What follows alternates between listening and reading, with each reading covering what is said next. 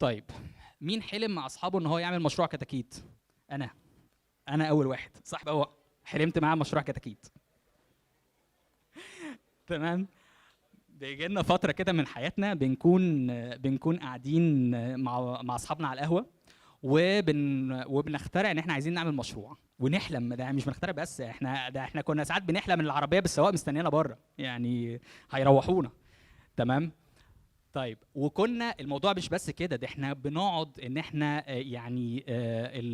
الميتنج اللي على القهوه ده كان بيبقى شبه اسبوعي. احنا كل يوم كل اسبوع نقعد على القهوه في الويك اند ونحلم بمشروع الكتاكيت ونروح ولا كان في اي حاجه حصلت، والاسبوع الجاي احنا عارفين ان احنا على ميعاد تاني مع مشروع الكتاكيت. طب هو ليه اصلا بيحصل كده؟ بيحصل كده لان احنا مش بنحط هدف بطريقه سمارت. تمام. وده هتلاقوه نموذج مع حضراتكم لما تيجوا، ما تملوش دلوقتي عشان تملوه على رواقه كده، لما تيجي انت حاطط هدف وعايز توصل له. تمام. فانا لازم ان انا افكر فيه بطريقه سمارت. يعني ايه بطريقه سمارت؟ عشان ما يبقاش مشروع كتاكيد وخلاص. اول حاجه لازم ان هو يبقى سبيسيفيك.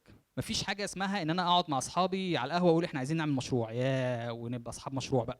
ما هو مفيش حاجه اسمها كده. يعني مشروع ايه؟ مشروع ملابس ايه؟ ملابس حريمي في منطقه ايه؟ منطقه متوسطه. ده كده اسمه سبيسيفيك، محدد. انا بحدد المشروع، بحدد الوجهه اللي انا عايز اروحها. تمام. تاني حاجه لازم يبقى ميجربل، ان هو قابل للقياس.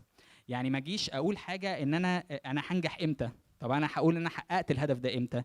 لما يكون مثلا والله المشروع ده قايم على ارض الواقع، لما ابيع اول 100، اعمل اول 100 ديل.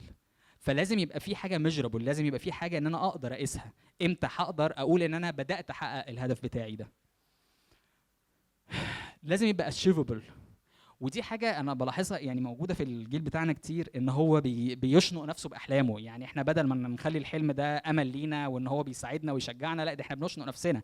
احنا نقعد نتفرج على الانستجرام، نشوف الناس اللي عندهم شركات وقاعدين باللابتوبس وبيصوروا تيك توك، ونقول احنا عايزين الشركه دي. احنا هي دي الشركه اللي عجبانا، والمقر يبقى في شارع 90. تمام. ما حضرتك ما حدش قال لك ان انت تحلم احلام صغيره، بس حط احلام قريبه سهل ان هي تتحقق، واقعيه تقدر تحققها، وبعديها حط الحلم الاكبر. تمام. لكن حضرتك عايز تخش في مجال الملابس ومره واحده بتحلم ان انت تبقى في مجال التصنيع، طب ليه؟ يعني انت بتحلم بتحكم على نفسك بالفشل من البدايه. رابع حاجه بقى، لازم ان انت تبقى حاجه اسمها ريليفنت.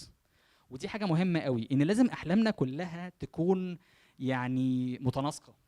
احنا لما بنيجي نحلم بنفسنا في المستقبل كده، انا والله انا ببقى شايف نفسي كده، ببقى شايف لوحه.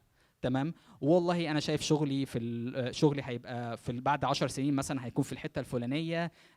هيبقى معايا العربيه الفلانيه، اسرتي هتبقى بتتكون من كام واحد، انا عايش فين، بيتي فين، اند سو اون. لازم في صوره كده انا بتخيلها كل فتره.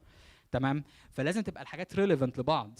يعني بتبقى مفاجاه جدا ان في ناس تيجي تقول لك ايه، احنا بنعمل مشروع، وبيبقوا شغالين فعلا، وهم بتشوف البلان بتاعتهم ان هم شغالين على مشروع، ويبتدوا يأجروا مكان ويظبطوا في المكان ده، ومره واحده تلاقي صاحبه بيقول لك ايه، احنا هنوقف المشروع. ليه؟ اصل انا كنت مقدم على عقد عمل وجالي فمسافر. تمام. مقدم على عقد عمل وجالي فانا مسافر. طب ما حضرتك ده معناه ان حضرتك اصلا مش عامل صوره ريليفنت لنفسك، مش عامل صوره متناسقه لنفسك، انت شغال في اكتر من اتجاه واتجاهات عكس بعض.